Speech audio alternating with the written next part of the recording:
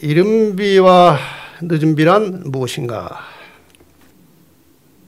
이 교회를 오래 다니신 분들은 이제 이른비라는 말과 늦은비라는 말을 이 성령과 관련해서 자주 많이 들으셨을 것입니다. 오늘 저녁에 이 두 비, 이른비와 늦은비를 상세하게 다 다룰 수는 없지만 일단 개념은 좀 명확하게 정리를 해볼까 합니다. 이 성경에는 성령에 대한 그 상징적인 용어들이 많이 나옵니다. 잘 아시는 대로 비둘기라고 하는 상징어가 나오고, 그 다음에 불, 그리고 바람, 그리고 비 외에도 기름, 물, 이런 용어들이 성령을 상징하는 단어로 나옵니다. 근데 왜 이러한 용어를 썼는지 자세하게 설명이 되어 있지 않아요. 제가 이제 책도 보고 명상도 하면서 왜 이 성령을 이런 것에 비유했을까라고 이제 생각을 하면서 정리를 해봤습니다. 비둘기는 순결과 평화를 상징하면서 제물로도 사용되었습니다. 레위기에서 보면은 가난한 사람들은 양이 없으면은 제물을 비둘기로 했어요. 순결하다, 깨끗하다는 이미지를 갖습니다. 불이라고 하는 것은 뜨겁게 하고 태우고 확산되고 밝히는 성질을 가지고 있습니다. 이게 다 각각 성령께서 하시는 역할, 성령의 역사를 나타내는 그런 용어들입니다. 바람은 보이지는 않지만 뭔가 어딘가에 영향을 미치고 멀리까지 퍼져갑니다. 태풍이라고 하는 것이 우리가 가끔 경험하는데 그 태풍이 눈에 보이지 않지만 그게 불어닥치면 엄청난 영향을 미칩니다. 보이진 않지만. 그리고 아주 멀리까지 갑니다. 이것이 또 성령의 역할 중에 하나죠. 보이지 않지만 영향이 있는 것입니다. 보이지 않지만 여러분의 마음속에 성령이 역사하시는 것입니다. 영향을 미치는 겁니다. 이 비는 위에서 아래로 내려오고 내려와서 식물에게 닿으면 식물에게 영향을 또 미칩니다. 성령은 위에서 내려오는 것이고 거기에 닿으면 영향을 받는 거예요. 이런 여러 성령이 가지고 있는 특성 때문에 이런 비유들을 상징했다고 저는 이제 정리를 좀 해왔습니다. 근데 이 성령을 말할 때 이른비와 늦은비가 무엇이냐 하는 거예요. 이른비는 무엇이고 늦은비는 무엇이냐. 이 이른비와 늦은비라고 하는 말은 그냥 만들어낸 말이 아니고 성경에 나오는 겁니다. 성경 한 절 속에 이른비라는 말과 늦은비라는 말이 한꺼번에 나오는 성경절이 3개가 있습니다. 뭐 이른비만 따로 나오는 성경절도 가끔 있습니다만 두 개가 같이 비교돼서 나오는 것은 3군데가 있어요. 예레미야 5장 24절에 보면은 또 너희 마음으로 우리에게 이른비와 늦은비를 때를 따라 주시며 우리를 위하여 추수 기한을 정하시는 우리 하나님 여호와를 경외하자 말하지도 아니하니. 약간 부정적인 것을 표현하고 있습니다. 그 당시 사람들의 영적인 상태를 말합니다.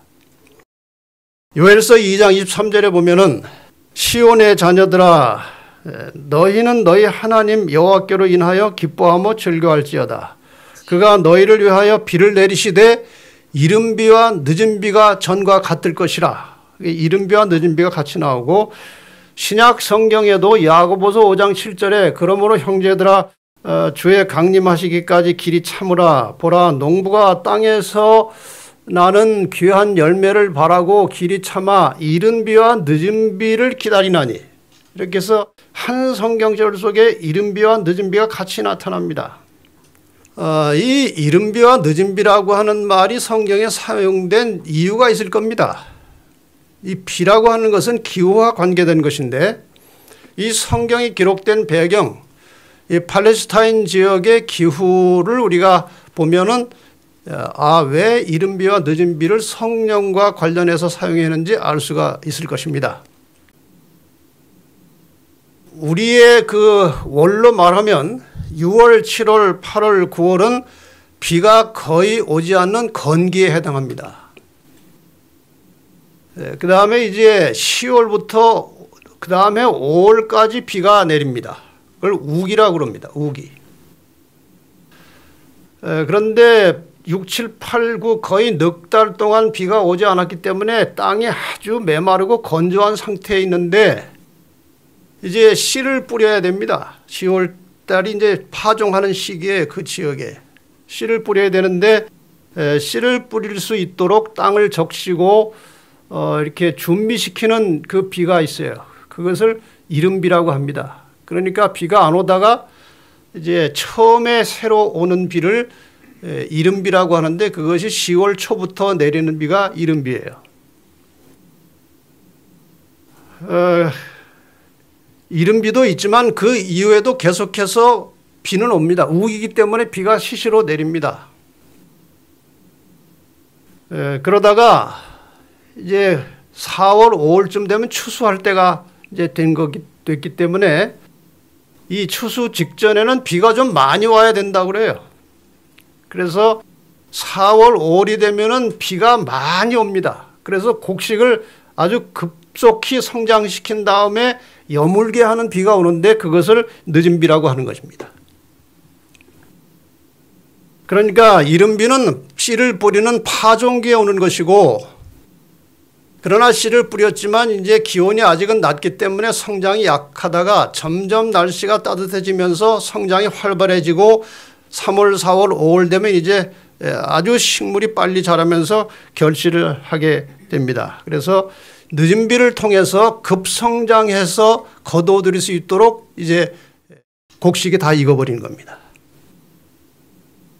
이러한 그 팔레스틴 지역의 기후를 비유로 해서 성경에는 이 성령에 대해서 설명을 하고 있습니다. 이른 비 성령, 늦은 비 성령.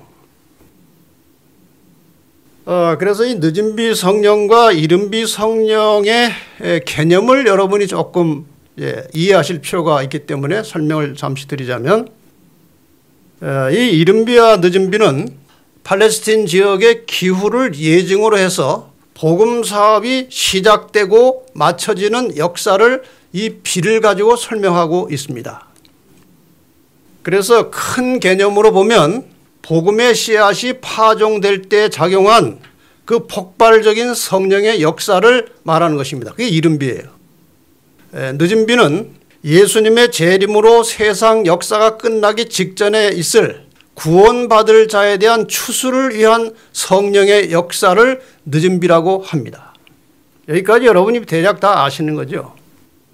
그러나 복음에 있어서는 이른 비에도 파종과 추수가 있었고, 그것은 어떤 방식으로 있었는가 하면은 예수님께서 뿌려놓은 말씀의 씨앗을 받은 사람들을 성령 충만한 제자들이 추수했습니다. 그러니까 이른 비라고 해서 그냥 씨만 뿌리고 끝나는 것이 아니고 뿌린 씨를 추수하는 역사가 한동안 있었습니다. 그 속에. 실제로 한번 보십시다. 예수님께서 이 땅에 계시는 동안에 3년 반 동안 많은 사람들에게 말씀을 가르치고 전하셨습니다. 예수님의 말씀은 생명의 씨앗이 되어서 많은 사람들의 마음밭에 뿌려진 것입니다. 여기 한 책에 보면 그리스도께서 뿌리신 씨, 이 말씀은 마음속 깊이 심어지고 싹이 터서 제자들이 성령의 은사를 받았을 때에 수확을 거둬들일 수 있게 되었다. 확실하죠? 그러니까 여기 이제 제자들이 복음을 성령 받아서 복음을 전했을 때 엄청난 일이 벌어졌습니다. 그렇죠? 베드로가 성령 충만하여 복음을 전했을 때 사도행전 2장에 보면은 너희가 이 폐역한 세대에서 구원을 받으라고 하니까 그 말을 받는 사람들은 침례를 받음에 이날에 그 한날에 제자의 수가 3천이나 더하더라. 추수가 된 거 아닙니까? 이렇게 하루에 수천 명씩 회심해서 하나님의 제자가 됐을 때에 아무나 된 게 아니라는 거예요. 어떤 사람이 됐습니까? 예수님께서 말씀을 전하실 때에 그 말씀을 받았던 사람들이 그 마음속에 심겨져 있던 씨앗이 있던 사람들이 성령의 역사와 만나면서 회심이 되고 결실이 돼서 침례를 받았다는 것입니다. 그러니까 이 3,000명 수천 명씩 들어올 때 예수님께서 살아계실 때 설교하실 때 가르칠 때 말씀을 듣지 않았던 사람들은 거기에 포함이 안 된 것 같습니다. 말씀을 들었던 사람들이 회심을 했다는 것입니다. 다시 이제 이른비 늦은비를 정리하면 사도행전 역사에서 성령 충만했던 사도들이 사라지면서 성령의 강력하고 현저한 능력은 거두어졌습니다. 한동안 이 성령 충만한 제자들이 복음을 전했을 때 아주 짧은 시간에 로마가 복음으로 물들어졌어요. 그러니까 마치 바람을 만난 불길처럼 순식간에 퍼져나갔습니다. 짧은 시간에 로마가 복음화된 것입니다.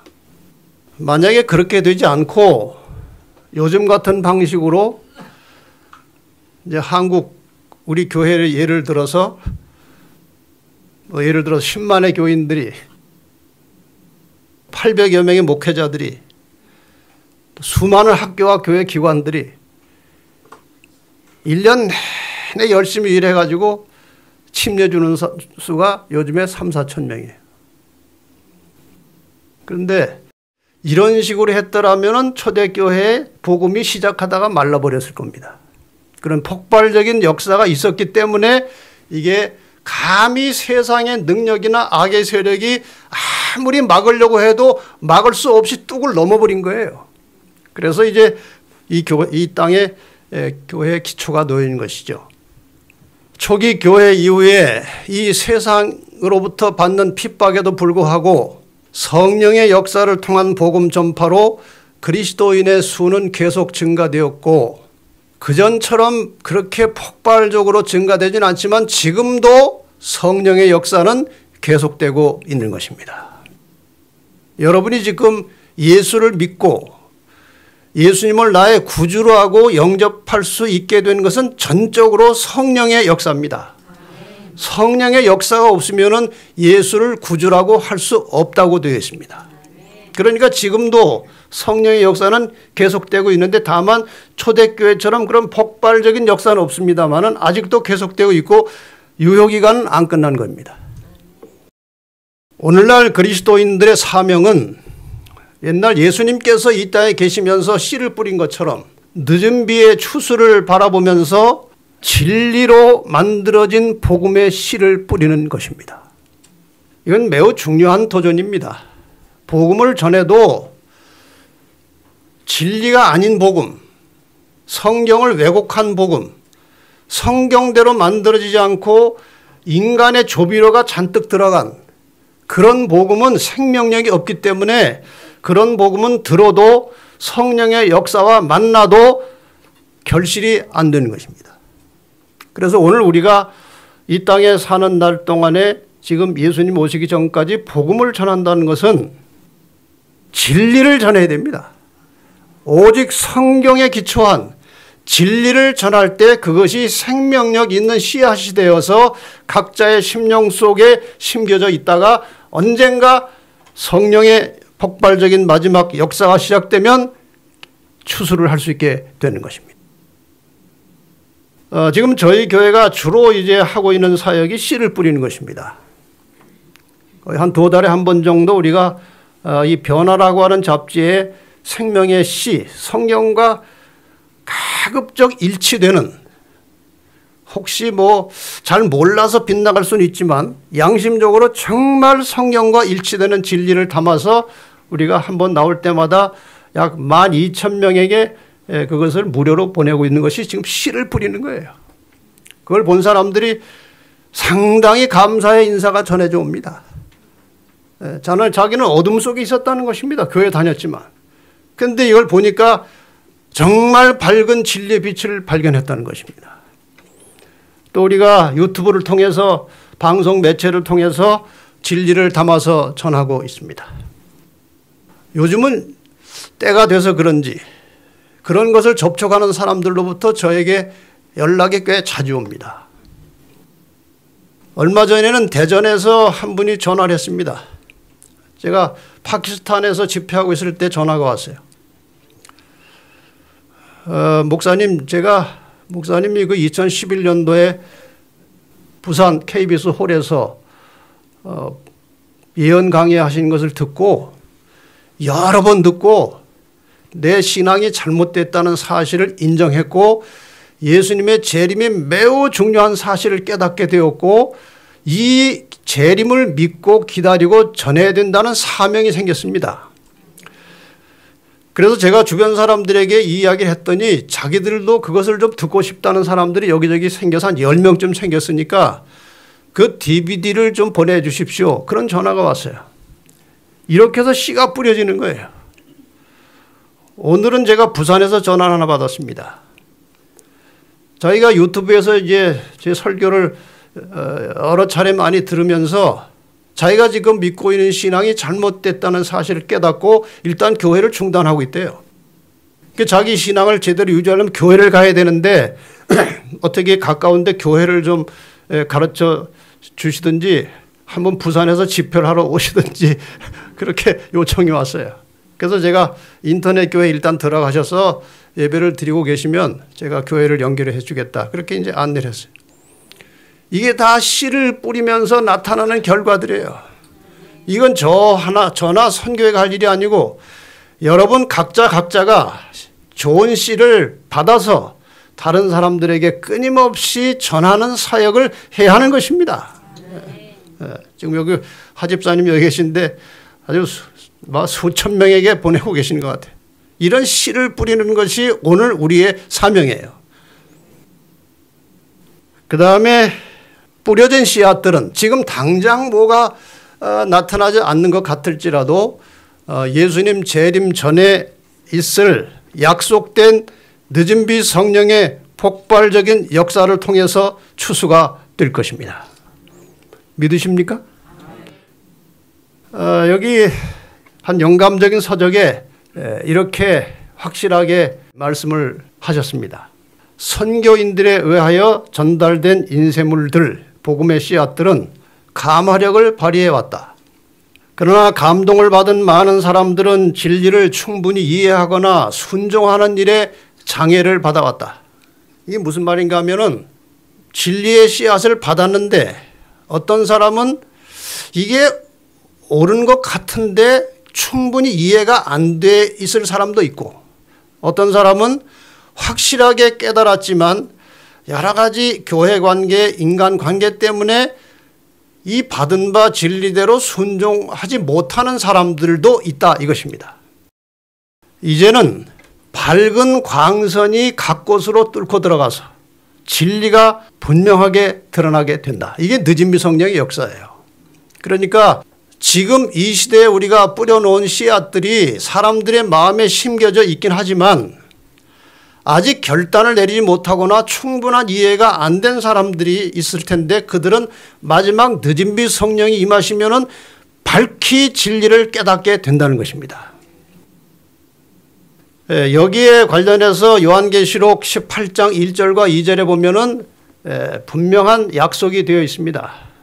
일 후에 다른 천사가 하늘에서 내려오는 것을 보니 큰 권세를 가졌는데 그의 영광으로 땅이 환하여지더라 그랬어요.